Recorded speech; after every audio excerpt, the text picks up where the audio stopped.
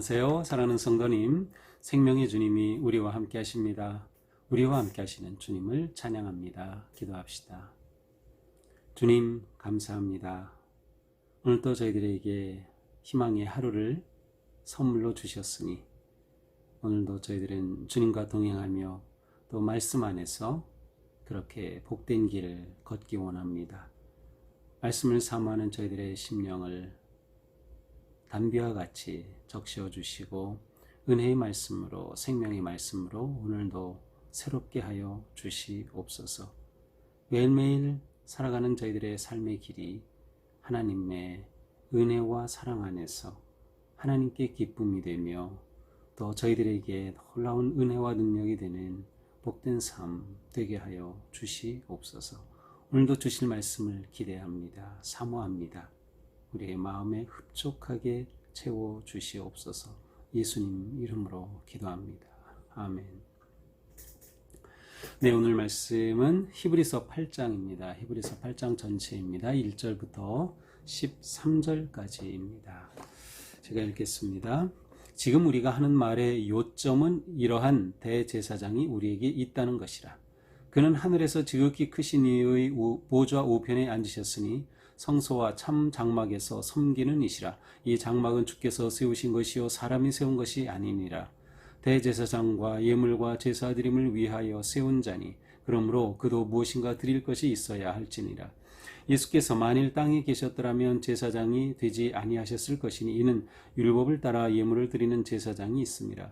그들이 섬기는 것은 하늘에 있는 것의 모형과 그림자라. 모세가 장막을 지으려 할 때에 지시하심을 얻은 것 같으니 이르시되 삼가 모든 것을 산에서 내게 보이던 본을 따라 지으라 하셨느니라. 그러나 이제 그는 더 아름다운 직분을 얻으셨으니 그는 더 좋은 약속으로 세우신 더 좋은 언약의 중보자시라. 저 첫 언약이 무흠하였더라면 둘째의 것을 요구할 일이 없었으려니와 그들의 잘못을 지적하여 말씀하시되 주께서 이르시되 볼지어다 날이 이르리니 내가 이스라엘 집과 유다 집과 더불어 새 언약을 맺으리라. 또 주께서 이르시기를 이 언약은 내가 그들의 열조의 손을 잡고 애굽 땅에서 인도하여 내던 날에 그들과 맺은 언약과 같지 아니하도다. 그들은 내 언약 안에 머물러 있지 아니하므로 내가 그들을 돌보지 아니하였노라. 또 주께서 이르시되 그날 후에 내가 이스라엘 집과 맺을 언약은 이것이니 내 법을 그들의 생각에 두고 그들의 마음에 이것을 기록하리라. 나는 그들에게 하나님이 되고 그들은 내게 백성이 되리라. 또 각각 자기 나라 사람과 각각 자기 형제를 가르쳐 이르기를 주를 알라 하지 아니할 것은 그들이 작은 자로부터 큰 자까지 다 나를 알미라. 내가 그들의 불의를 긍휼히 여기고 그들의 죄를 다시 기억하지 아니하리라 하셨느니라. 새 언약이라 말씀하셨음에 첫 것은 낡아지게 하신 것이니 낡아지고 쇠하는 것은 없어져 가는 것이니라. 아멘. 자, 이제 어제 말씀에서는 바로 이 멜기세덱에 관해서 좀 더 자세하게 설명을 했죠. 그래서 멜기세덱의 반차 계열을 따라 대제사장 대신 예수님께서는 무엇과도 비교할 수 없는 더 좋은 언약의 보증이 되신다. 또 맹세와 언약으로 이 모든 것들을 분명히 해주시는 그 하나님에 관해서 보았습니다. 자, 이제 오늘 말씀은 바로 이 예수님의 대제사장 되심에 관해서 좀 더 자세히 설명합니다. 1절입니다. 지금 우리가 말하는 말의 요점은 이러한 대제사장이 우리에게 있다는 것이라. 자, 여기서 요점은 주제 혹은 핵심이라는 뜻이에요. 그러니까 지금까지 이렇게 말씀하는 이러한 것의 핵심은 곧 이러한 놀라운 대제사장이 우리에게 계시다는 점, 바로 이것이다. 그러니까 우리에게는 대제사장이 계시다라고 하는 이것이 얼마나 중요하고 이것이 정말 우리의 믿음의 삶의 가장 핵심이다라고 하는 것을 지금 말씀하고 있는 것이죠. 자, 그러면 바로 이 대제사장은 어떤 분이십니까? 하늘에서 지극히 크신 이의 보좌 우편에 계시다.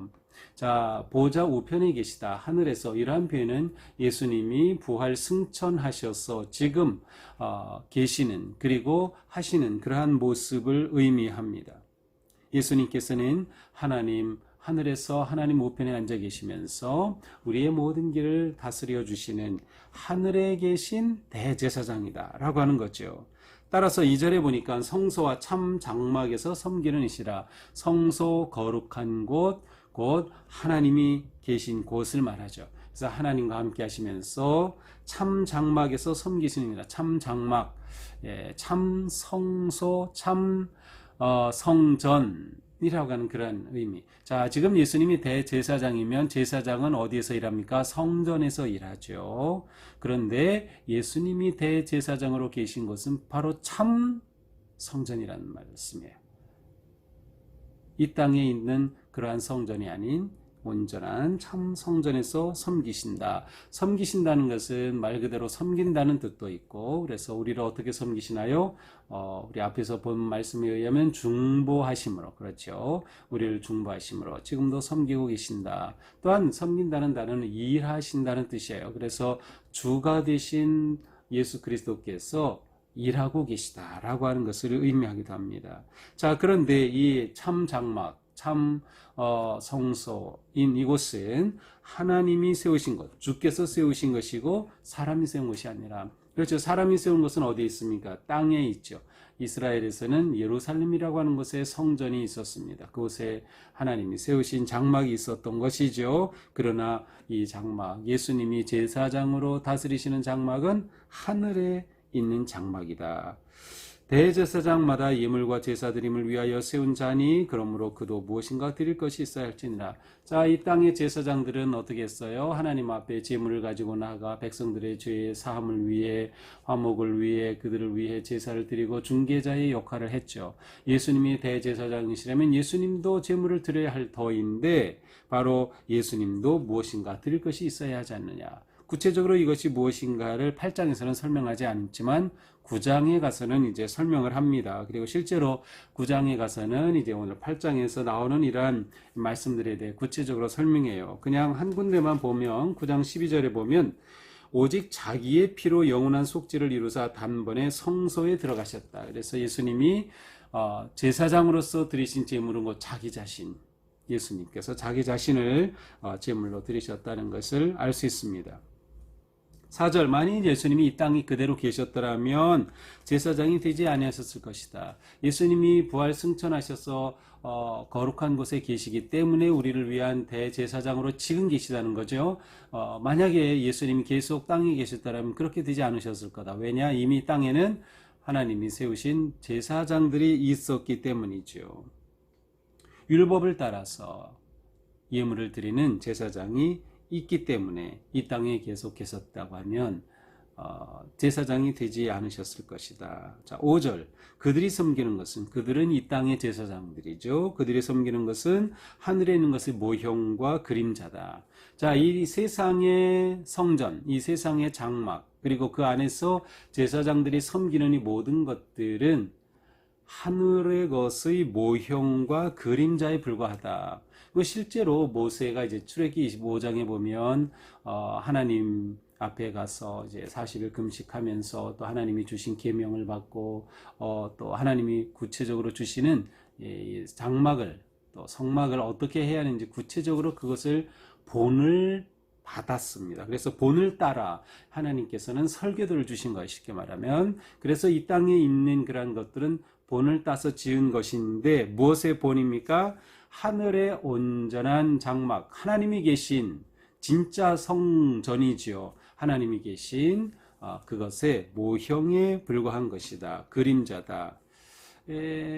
우리가 요즘 사용하는 그런 단어를 쓴다면 모델하우스와 같은 거죠. 이 땅에 하나님께서는 진짜 하늘의 그 성전이 어떠한지를 모형을 통해서 모델하우스처럼 이 땅에 사람들이 제사장을 통해 볼 수 있게 경험한 것이 바로 이 땅 위에 세운 그러한 장막이었습니다. 그러나 그것은 어디까지나 모델하우스입니다. 거기서 영원히 살 수 있는 게 아니죠. 모든 것이 완벽하지 않은 것처럼. 그러나 이제 그는 더 아름다운 직분을 하셨습니다. 그러나 이제 예수님은 이 땅에 있는 그 대제사장보다 더 아름다운, 온전한, 그리고 더 좋은 약속으로 세우신 더 좋은 언약의 중보자시라. 하나님의 모든 약속을, 언약을 성취하신 더 좋은 중보자가 되신다. 이 땅에 주셨던 그러한 대제사장 성막보다 더 좋은 그러한 중보자로 하나님께서 그렇게 세우셨다는 거죠. 그러므로 예수님은 이 땅에서 십자가를 지시고 순종함을 통해 부활하시고 또 하늘에 오르셔서 하나님 우편에 계시면서 이처럼 더 아름다운 대제사장의 직분으로 지금 우리들을 그렇게 하나님께로 이끄시고 다스리신다고 하는 것입니다. 언약의 더 좋은 중보자이기 때문에 하나님께서 우리와 세우신 그 언약을 완전히 성취하신 거죠. 그렇습니다. 십자가를 통하여 우리가 완전히 하나님의 자녀가 되도록 그 놀라운 일을 이루신 분이 예수 그리스도이십니다. 7절 저 첫 언약이 무흠하였더라면 하나님께서 율법으로 주셨던 그 언약, 그래서 이 땅에 성전을 세우고 장막을 세웠던 그것이 무흠하였더라면, 아무런 흠이 없었더라면 둘째 것을 요구할 일이 없었으니와 새로운 장막을 하나님께서 세우실 일이 없었을 거라는 거예요. 그런데 먼저 이 땅에 모형으로 세운 그것이 불완전했기 때문에 하나님께서는 온전한 장막을 예수 그리스도를 통하여 세우시고 일하고 계시다라고 하는 것입니다. 그러면서 히브리서 기자는 바로 옛 언약, 옛 장막의 흠이 있음, 그래서 8절에 보니까 그들의 잘못을 지적하여 말씀해 그들의 흠이 무엇인가를 말씀하시되 하면서 예레미야 31장의 말씀을 인용합니다. 주께서 이르시되 볼지어다 날이 이르리니 내가 이스라엘 집과 유다 집과 더불어 새 언약을 맺으리라. 하나님께서 새 언약을 맺겠다고 말씀하셨어요. 왜 그렇습니까? 이전의 언약이 성취되지 못했기 때문에. 왜 못된 거죠? 이스라엘 백성들이 불순종했기 때문이죠. 그래서 9절에 보니까 그들과 맺은 언약과 같지 않다. 그들은 내 언약 안에 머물러 있지 않았다. 그래서 이스라엘은 하나님과 언약을 맺었고 하나님이 장막을 그들에게 주시고 성막과 성전을 세웠지만 그들이 불순종했기 때문에 하나님이 세우신 그 첫 번 언약은 온전히 이루어지지 못했어요. 그래서 그것은 흠이 있는 것이 되고 말았다는 것이죠. 하나님의 언약 자체가 흠이 있었던 것이 아니라 하나님의 언약이 이스라엘 백성들의 불순종으로 흠집이 생긴 것을 말합니다. 그래서 하나님께서는 나는 그들에게 하나님이 되고 그들은 내 백성이 될 것이다. 어떻게? 새 언약을 맺어서. 이것이 이제 예레미야의 말씀이에요. 그러니까 예수 그리스도가 대제사장으로 계시고 지금 다스리시는 것은 바로 하나님께서 말씀하신 이 새 언약이 성취된 것임을 말씀하고 있어요. 자, 이렇게 새 언약의 특징은 무엇입니까? 10절에 보니까 그들의 생각에 두고 그들의 마음에 이것을 기록하리라. 그렇습니다. 하나님의 법, 하나님의 언약을 그들의 생각과 마음에 기록하겠다라고 하는 것이죠. 이것이 새 언약의 특징입니다. 새 언약은 마음에 새겨집니다. 예전의 언약은 무엇이에요? 돌에 새겨졌죠. 그러나 하나님의 새 언약은 우리의 마음에 새겨진다. 이렇게 우리의 마음이 새겨지면 우리가 어떤 존재가 됩니까? 하나님의 소중한 백성이 되는 거예요. 그래서 나는 그들에게 하나님이 되고 그들은 내 백성이 되리라. 우리의 마음에 언약이 새겨지고 예수 그리스도를 통하여 이 언약이 성취되죠. 그러므로 인해 우리는 하나님은 우리 하나님이 되고 나는 하나님의 온전한 자녀 백성이 된다라고 하는 거예요. 하나님과의 바른 관계가 회복이 되죠. 그 온전한 모습이 11절에 나옵니다. 그들이 작은 자로부터 큰 자까지 다 나를 알미라. 하나님을 안다는 거 아주 친밀하고 온전하게 안다는 뜻이에요. 자, 이것이 새 언약의 두 번째 특징이죠. 새 언약은 마음에 새겨진다. 두 번째, 새 언약은 모든 자들이 하나님과 관계가 완전히 회복되어서 누구나 다 하나님을 알게 된다. 자, 세 번째 특징은 무엇이에요? 12절, 불의를 긍휼히 여기고 그들의 죄를 다시 기억하지 아니하리라 하신 말씀이 성취되는 거예요. 긍휼히 여기신다. 핵심은 예수 그리스도를 통하여 모든 죄를 사하여 주신다. 그래서 새 언약의 특징은 마음에 새겨진다라고 하는 것. 두 번째로는 그 새 언약이 마음에 새겨짐으로 하나님이 내 하나님, 그리고 나는 하나님의 백성이 되어 하나님과 아주 친밀한 관계가 회복이 된다. 그래서 누구나 다 하나님을 안다. 세 번째 특징은 바로 이 새 언약은 예수 그리스도 안에서 온전히 성취된다. 어떻게? 죄의 용서함에, 긍휼하심에 하나님의 마음이 죄의 용서함의 성취로, 십자가의 성취로 새 언약의 놀라운 삶으로 우리를 초대해 주신다라고 하는 거죠. 마지막 13절 새 언약이라 말씀하셨음에 첫 것은 낡아지게 하신 것이니 낡아지고 쇠하는 것은 없어져 가는 것이니라. 이렇게 새 언약이 되었으므로 첫 것은 낡아져서 없어진 거다. 자, 무엇을 말합니까? 지금 유대인들이 예수님을 믿는 그들이 다시 유대교로 돌아가려고 하고 유대인들의 압박을 받고 로마의 압박을 받는데, 아니 다시 돌아가려고, 아니요 그것은 옛 언약이야. 구약의 옛 언약으로 돌아가는 거 아니야. 우리는 새 언약을 잡고 있지 않냐?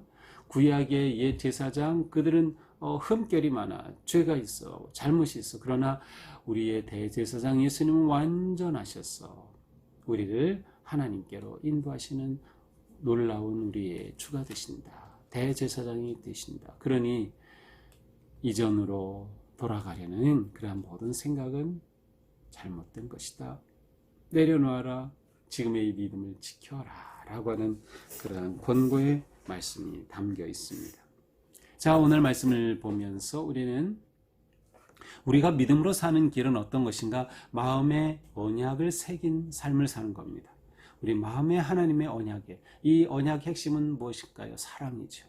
우리를 향한 하나님의 사랑, 또 그 사랑으로 우리가 죄사함을 받고, 또 하나님의 약속하신 그 하나님이 계신 거룩한, 또 하나님이 다스리시는 온전한 하나님의 나라로 우리의 삶이 초대된 영원한 생명의 삶을 주신 이 놀라운 약속이 가슴에 새겨진 거예요. 우리 마음에.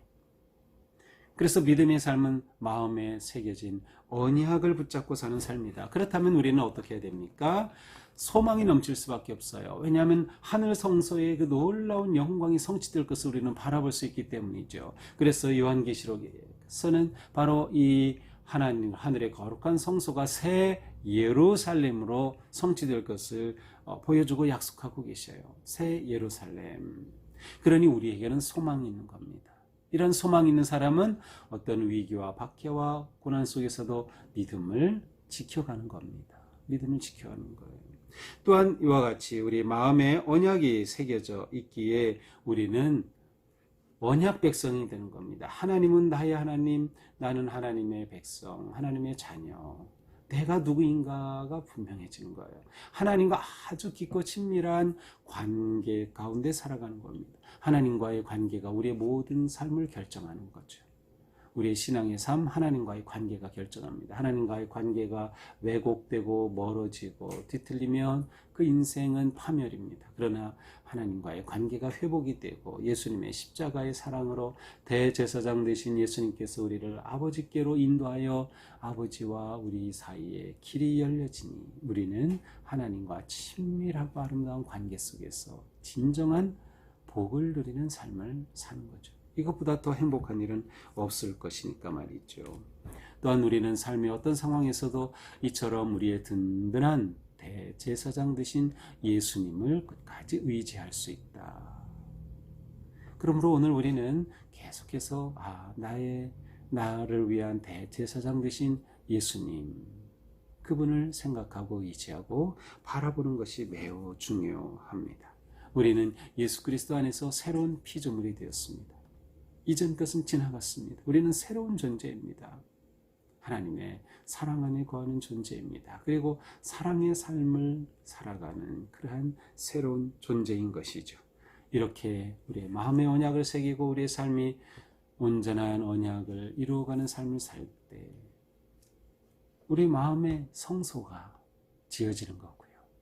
그리고 우리가 드리는 예배, 이 예배야말로 온전한 성소의 예배가 되는 거죠. 하나님의 그 영광스러운 예루살렘이 바로 우리 마음에, 우리 교회에, 우리 관계 속에 이루어지는 정말 행복한 믿음의 삶을 살게 될 것입니다. 오늘 우리 하루의 삶, 내 안에, 내 마음에 새겨진 언약, 예수 그리스도의 십자가의 은혜로 새겨진 그 언약을 기억하고 생각하면서 시시때때로 그 놀라운 은혜를 떠올리면 오늘 하루 어떤 상황에서도 믿음으로 승리하며 넉넉히 감사함으로 나아갈 수 있으리라고 확신합니다. 오늘의 이 말씀이 우리 가운데 살아 역사하는 하루가 되기를 축복합니다. 기도하겠습니다. 주님, 감사합니다. 우리를 위한 대제사장 되신 주님, 자신을 희생 제물로 드리셔서 우리를 하나님께로 인도하신 주님, 영원한 생명을 놀라운 구원의 은혜를 주신 주님, 주님은 또한 지금도 하나님 우편에서 대제사장 되셔서 저희들을 위해 다스리시고 중보하시고 섬겨주시는 너무도 귀하고 아름다우신 주님, 저희가 주님을 잊지 말게 하옵소서. 주님을 놓치지 말게 하옵소서. 어떤 상황에서도 주님 꼭 잡고 승리하며 믿음을 지켜가는 우리가 되게 하여 주시옵소서. 예수님 이름으로 기도합니다. 아멘.